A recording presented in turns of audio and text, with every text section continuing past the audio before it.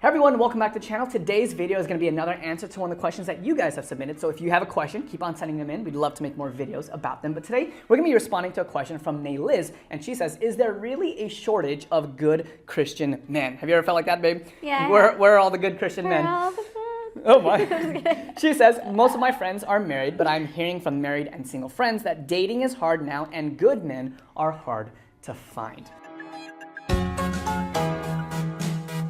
So this is something that I've definitely heard from a lot of my female friends, and this is something that you felt before, right? Yes, especially when I was in graduate school in California. I was at a school with millions of people. Maybe not millions of people. That's it. I feel like it was millions. She went from dozens all the way to millions. There's no middle ground for all in or nothing. I mean, there was like a medical school there, dental school, allied health school. A large university, Christian university. Yeah. And you felt? And I felt like it was really hard to meet people. We'd gather once a week for community, a worship service, which we all had to attend. And I felt like everyone was kind of in their own little circles and it was hard to get to know people. But I feel like I also didn't put myself out there enough either. Yeah, for me as well, like I've definitely felt that way before. You know, we all talk about the list of qualities that we have, and this was actually what made it hard for me, was I had a list of people, or not a list of people, a list of qualities that I wanted to find in a potential spouse.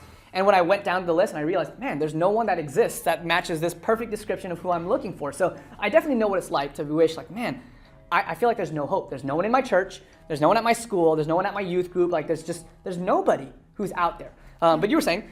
I was saying that probably my first 2 years at that school, I didn't really put myself out there a lot. I just hung out with girlfriends because I'm more comfortable around girls than guys. So I didn't really get to know other people outside of my little friend group. So it's kind of like my fault. And then my last year at school, my friend convinced me to go to a speed dating event. And there's no way that I'd ever go to one of these things. And she's like, you should just really go, get out there. And so I went and I met Justin. And so that was one reason I didn't put myself out there a lot. Yeah, and so this is something that I would say, at least coming from the guy's perspective, this is something that frustrates a lot of us, quote unquote, good Christian guys. Of course, no one's perfect. I'm not claiming to be like the ideal Christian guy by any means. But I know a lot of guys, like our church guys, have some problems and some challenges. It's because, you know, they're trying to reach out to some of the ladies that are out there that are eligible.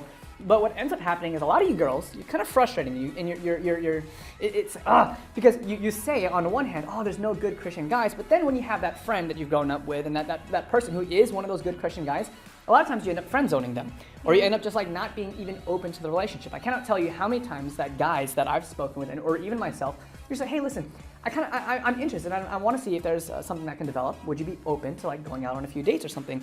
And a lot of times what's frustrating is a lot of women will just simply say no. They're not willing to put themselves out there. And so that's a very frustrating thing for both sides of the equation. And as a guy, I mean, it hurts when you get rejected. Yeah. I don't know if any of you ladies have actually ever asked a guy out and gotten rejected. I have. You have? Yeah. It hurts, right? It hurts. And it doesn't, Yeah. it's and then the next time you think, maybe I should try asking someone else out, you remember that previous pain and you're like, yeah, that sucked. I'm not going to do that again. Yeah. And so I'm not saying that you need to go out and say yes to everybody. I'm not even trying to imply that it's your lady's fault. That's the reason why there's no good guys. Not at all. But I'm just simply saying, I'm pointing out to the fact that it's actually difficult from the guy's perspective as well to get the courage to ask out another girl, especially after he's been rejected once or twice or, I don't know, 10 times or something along those lines. It really hurts. It can go both ways with that because I feel like I've been friend zoned by guys as well. Not really knowing their intentions, him hanging out with me, but then he doesn't talk to me for 2 weeks or contacting me, and I'm just like,